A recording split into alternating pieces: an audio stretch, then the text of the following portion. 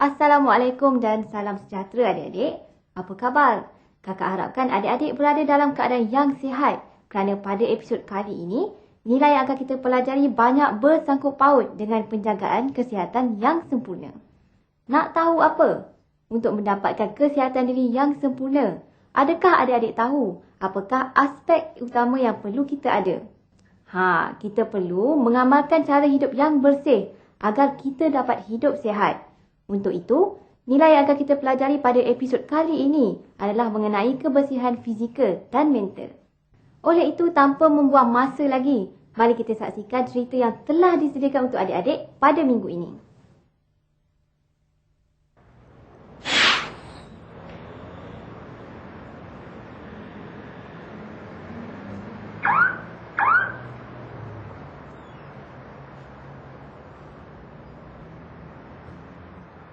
Macam manalah saya boleh sakit gigi ni?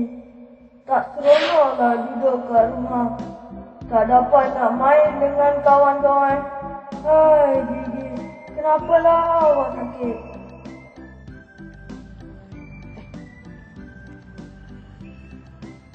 Awak ni makan satu-satu lah. Yalah, awak ni pelahap betul lah. Alah, awak apa tahu? Sedap tau aiskrim campur coklat. Cubalah kalau tak percaya. Awak ni makan aiskrim tu kenapa dengan coklat? Nanti sakit gigi baru tahu. Alah, nak takut apa? Sedap lah. Esok kita ada aktiviti membasuh gigi kan? Gosoklah kan basuh. Bahasa Melayu awak lemah betul. Diamlah. Esok kena bawa barang apa? Seperti biasalah, berus gigi dan plastik cawan. Jangan lupa kita kena buat pemeriksaan gigi sekali kan? Ya kah? Yalah agaknya. Muka awak comot lah. Kotor. Ada lagi ya? Larilah.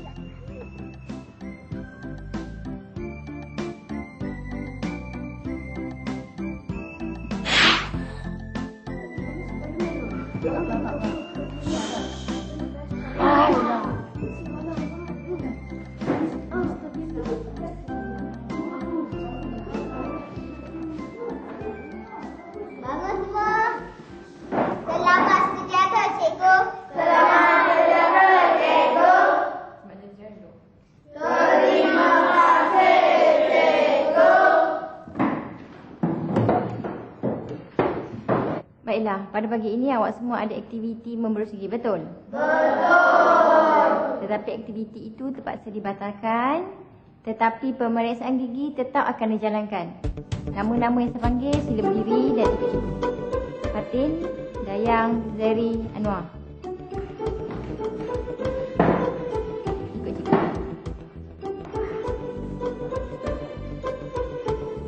Rabi, saya takutlah. Pagi tadi saya tak basuh gigi. Gosoklah bukan basuh. Diamlah. Kenapa awak tak basuh gigi? Gosoklah bukan basuh. Diamlah. Saya lupalah, Rabi. Macam mana awak boleh lupa? Lepas mandi kena basuh gigi. Gosoklah bukan basuh. Diamlah. Saya lupalah, Rabi. Mesti jururawat marah nanti. Itu bukan maksud saya tak tahu.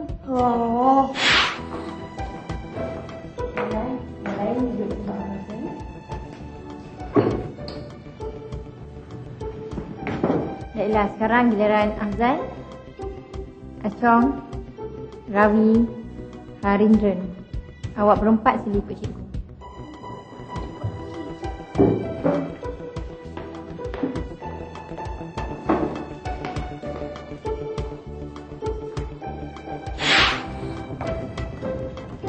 Awak ikut saya, yang lain tunggu sini.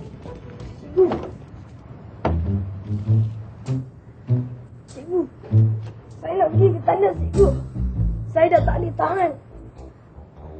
Awak ni Harindran macam-macam lah. Ada-ada saja. Pergi cepat lepas ni datang jumpa cikgu. Terima kasih, cikgu.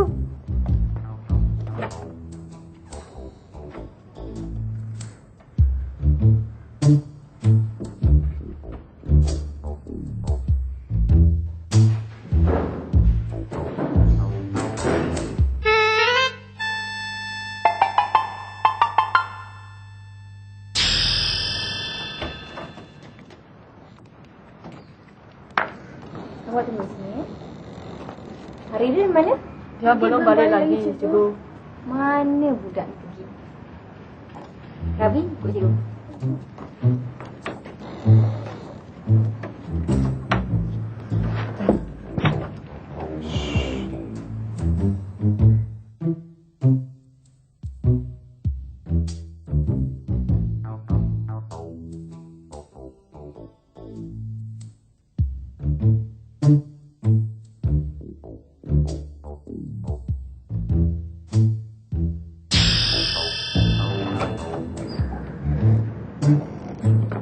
Sekarang diri sana. Harindran belum balik dari talas lagi? Belum balik lagi, cikgu. Kenapa budak ni?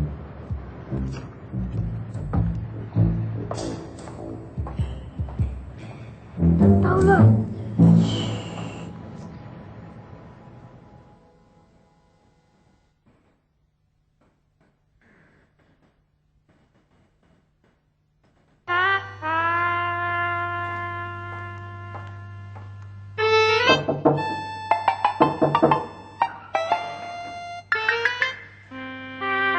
Harindran. Harindran.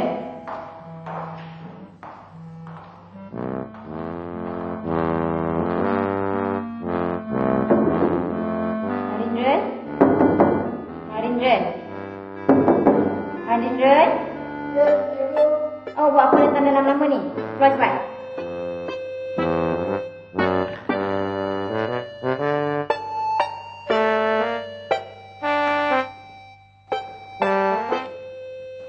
Oh, buat apa datang dalam lama ni? Saya terkencing lah.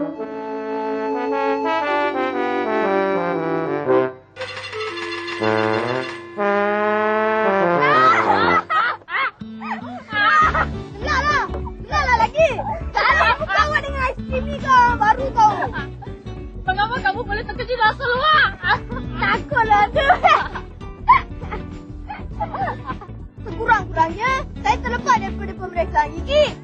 Mengapa boleh berasa takut? Itulah awak dah lepas sekali ni. Lain kali awak kena buat juga. Lain kali jagalah kebersihan gigi kamu. Itulah, susah sangat kena basuh gigi. 100 kali saya beritahu kamu. Gosoklah bukan basuh. Sama lah, asalkan awak faham. Mana sama, gosok dan basuh tak sama. Diamlah. Awak. Gigi saya sakitlah.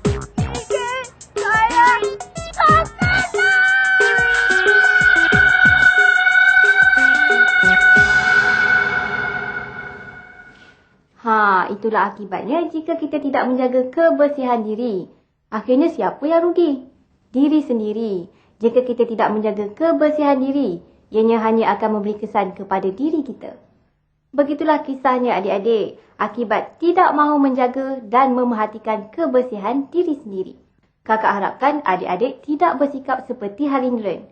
Jangan bila dah kena, baru nak sedar. Ibarat bila dah terhantuk, baru nak tengadah. Seelok-eloknya biarlah masing-masing mempunyai kesedaran awal terhadap kebersihan diri sendiri. Cerita seterusnya akan mengulas tentang nilai kebersihan dan keindahan persekitaran. Jangan ke mana-mana.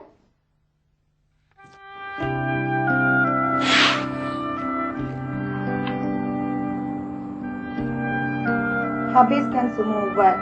Kalau tidak, masuk hospital lagi. Saya tak nak masuk hospital lagi, Mak. Saya tak larat. Kalau tak larat, lain kali dengarlah cakap Mak. Jangan pergi main di tempat kotor dan semak. Faham tak? Baiklah, Mak. Mani, tengok. Cikgu Dola datang nak melawat Mani. Terima kasih, Cikgu.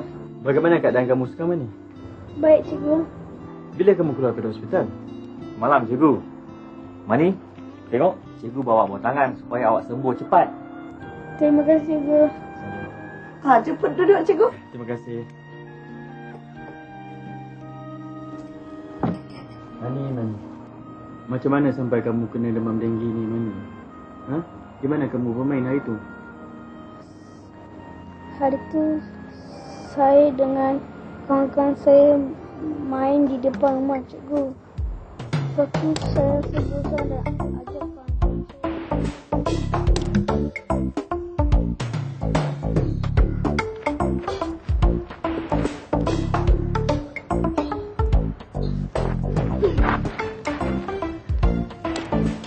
Bosanlah, kita beli lastik burung nak.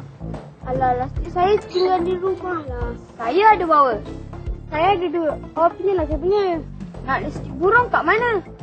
Kat belakang rumah saya kan ada banyak sarang burung. Tunggu apa lagi? Marilah. Cuba. Ini saya punya lah. Ini juga Nak ke mana tu, Mani? nak pergi main di belakang rumah mak. Nak lastik burung. Kesian sikitlah burung-burung tu. Apakah dosa burung tu, Mani?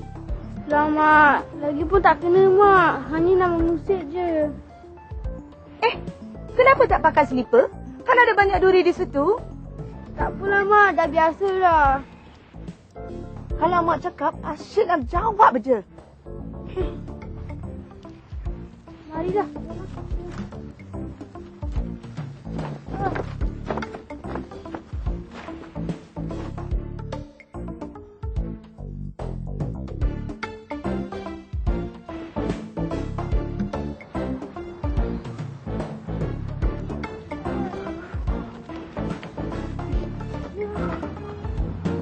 Kawasan ni semak lah. Tak bahaya ke? Awak jangan risau lah. Tak ada binatang yang bahaya ke? Macam ular ke? Lah, tak ada. Tengok tu, nampak tak? Lah, sebelah ni. Oh, nampak.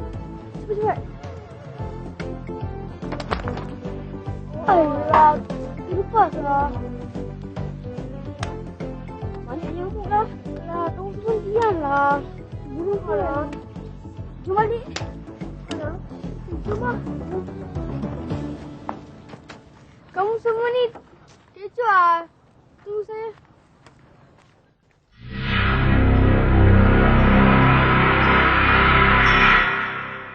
Tengok tu.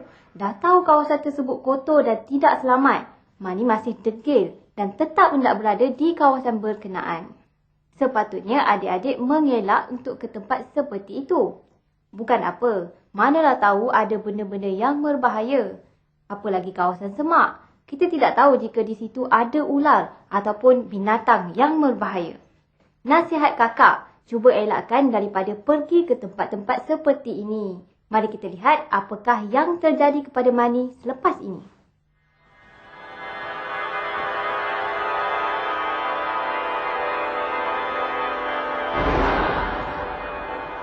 Kenapa, Mani? Sejuk ke? Tolong ya. Badan saya sejuk semacam je.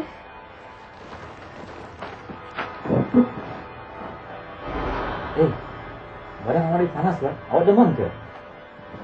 Tak tahu lah. Saya sakit sangat. Ini kena pergi hospital. Mala? Kenapa, bang? Badan Mani ni panas sangat. Kita bawa ke hospital. Kenapa ni? Yelah, bang. Panas. Mari kita bawa dia ke hospital. Mani? Mani? Kita pergi hospital. Mani? Bang, dia dah pengsan dah, bang. Mari Mani? kita bawa dia ke hospital sekarang juga. Mani? Belakang rumah saya tu sangat kotor. Di situ ada banyak nyamuk. Di situlah saya kena gigit nyamuk, cikgu. Saya memang nak bersihkan kawasan belakang rumah tu, cikgu. Tapi tak cukup kaki tangan. Maklumlah, saya ni seorang saja. Beginilah. Nanti saya akan kumpulkan beberapa orang untuk bersihkan kawasan tu. Sebab apa kita tak nak selepas ni ada sesiapa pula yang jadi mangsa. Elok kalau macam tu. Terima kasih, cikgu. Saya nak minta maaf sebab susahkan cikgu saja. Tak mengapalah Cik Rao. Dah menjadi tanggungjawab kita bersama untuk menjaga kebersihan di kawasan tempat tinggal kita ni. Besok saya akan datang bersihkan di kawasan belakang rumah tu. Kebetulan pula besok hari Sabtu saya tak ke mana. Terima kasih sekali lagi cikgu. Sama. Terima kasih, cikgu. Sama. Mani, cikgu pun nak minta diri. Lain kali beringat ya. Kalau nak bermain, cari kawasan yang lapang dan bersih. Baiklah, cikgu. Cikgu minta diri dulu ya.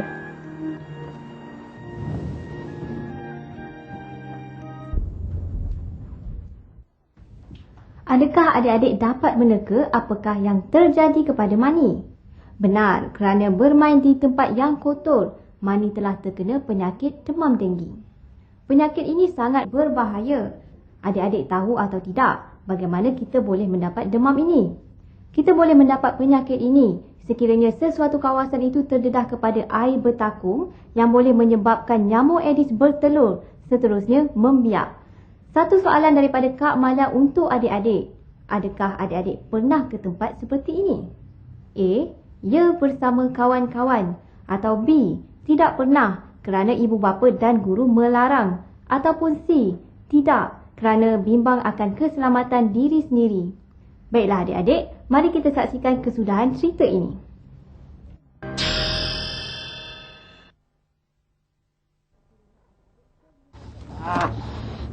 Nyamuk ni.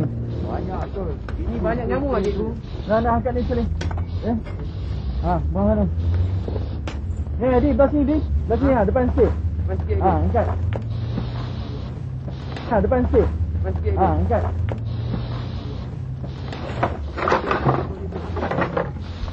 Mana cepat. Cepat sikit. Pantas. Lembab lah. Cepat sikit. Jangan nyamuk. Dah cepat. Jaga. Kaca ke apa ke. Ini berat ni. Tak boleh angkat ni berat. Barang dia. Besar pula kan? Ambil. Elok. Cepat. Kaki tau. Ini berat ah. Okey. Tengok bawah sikit.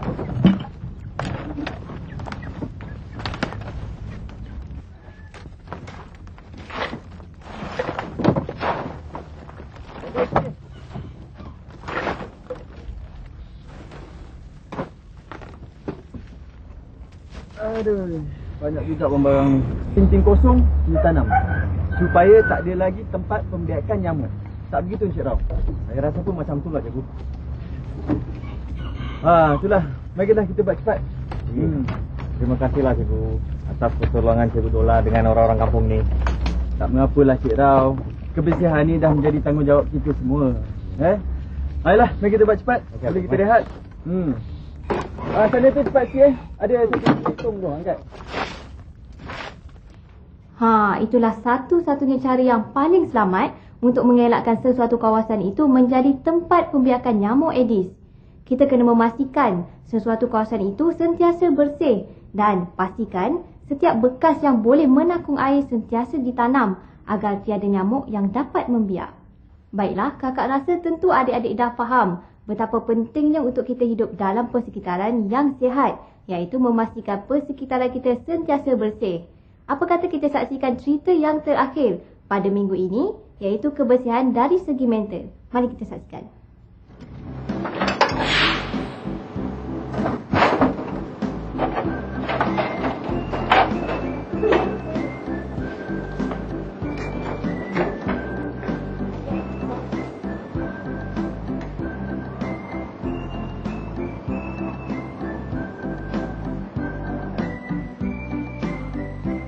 Dah, cepat sikit. Saya pun nak beli juga. Awak tak boleh cakap bye-bye ke Gopal? Saya bukan cakap dengan An. Boleh diam tak? Kenapa awak suka cakap kasar-kasar sangat? Dah, cepat. Saya pun nak beli juga. Beli, cepat. Cepatlah.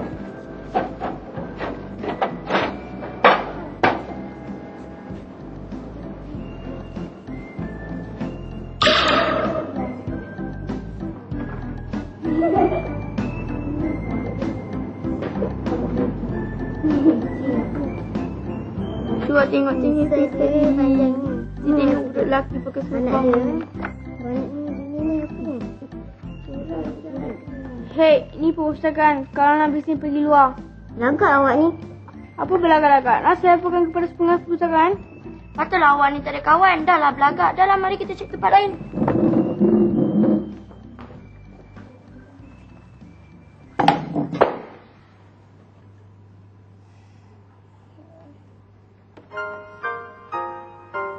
Terima kasih. Sama-sama. Tu lah, jangan membaca sambil berjalan lagi. Saya tak sedar tadi.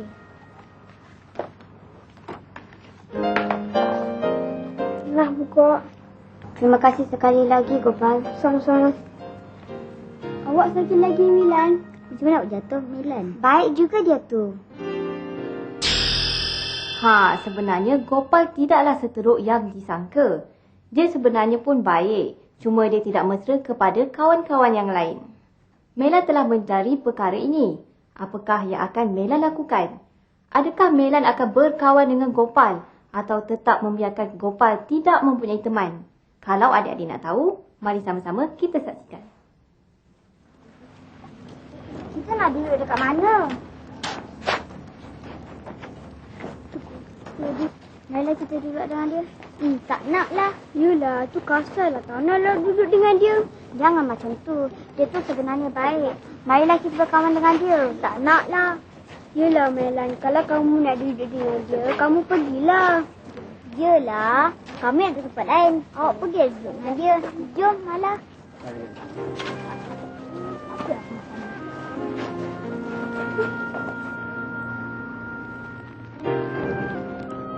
Boleh saya duduk di sini? Silakan.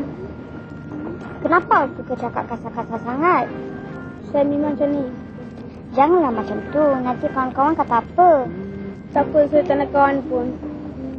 Janganlah cakap macam tu. Nanti kalau susah, ada kawan boleh tolong. Tak apa, saya dah biasa macam ni. Dulu awak tak belajar di sini. Dulu awak belajar di mana? Kenapa nak tahu? Saya cuma nak berkenalan dengan awak. Walaupun kita sekelas, saya tidak pernah berborak dengan awak sebab awak suka marah orang. Dulu saya belajar kat Johor. Lepas itu, Bapa saya kena pindah kat sini. di sekolah lama awak juga macam ni? Saya salah cakap. Seandainya adik-adik berpindah sekolah seperti Gopal, apakah yang akan adik-adik lakukan? A. Mendiamkan diri. Atau B. Memperkenalkan diri kepada kawan-kawan. Ataupun C. Mencapai keputusan yang lebih baik dalam pelajaran. Apakah Gopal akan terus bersikap tidak berhemah? Mari sama-sama kita saksikan. Saya sedih kerana terpaksa tinggalkan kawan-kawan saya. Di sini pun boleh dapat kawan baru. Tapi tak sama. Sebab kamu tidak pernah beri kami peluang. Kamu semua tak macam kawan-kawan saya. Ya, memang semua orang tak sama. Malas sangat awak.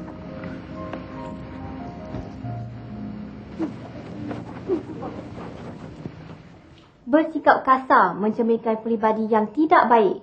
Kalau kita bercakap atau bersikap kasar, orang-orang di sekeliling kita akan sakit hati dan tidak suka pada kita. Tentu adik-adik pernah bersikap kasar kepada kawan adik-adik kan? Tentu kawan-kawan tidak suka pada adik-adik. Nasihat kakak, jika ingin diterima oleh kawan-kawan kita, kita haruslah bersikap ramah dan mengamalkan kepribadian yang bersih. Ertinya, kita harus sentiasa bersopan dan mengeluarkan kata-kata yang tidak akan menyakiti hati orang lain. Gopal mempunyai masalah ini kerana dia tidak dapat menerima kehadiran kawan-kawan baru. Jika kita tidak bergaul, bagaimana kita ingin mengenali hati budi seseorang?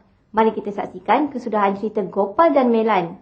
Dapatkah Melan mengubah Gopal dan membuatkan rakan-rakan lain menerima Gopal?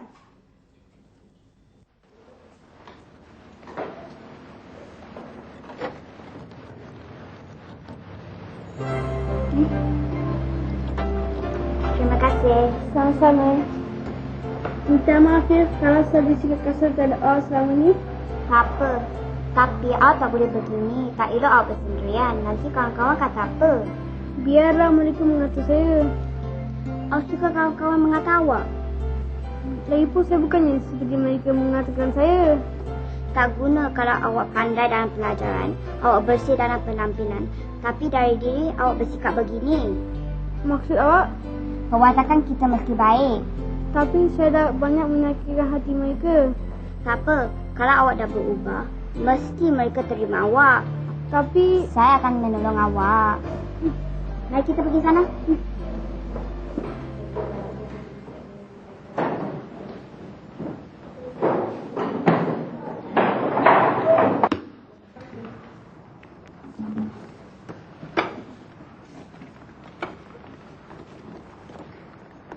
nak pinjam ke?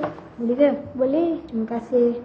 Minta maaf ya kalau saya bersikap kasar terhadap awak selama ni. Tak apa. Petang ni ada latihan bola sepak. Awak pandai main bola sepak tak?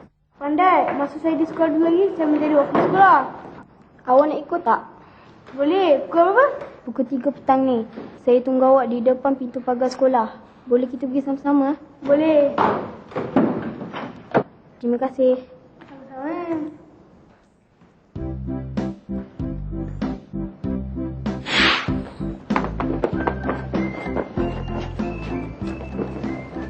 Petang ni saya dan Amal akan ke sekolah untuk pembinaan pasukan bola sepak. Ya ke? Baguslah. Terima kasih Milan kerana menyendarkan dan menegur saya. Tak apa, kan kami kawan. Lepas ni awak tak boleh baik kepada saya dan Amat saja. Tapi awak kena baik dengan semua orang. Saya akan cuba. Terima kasih Milan. Sama-sama.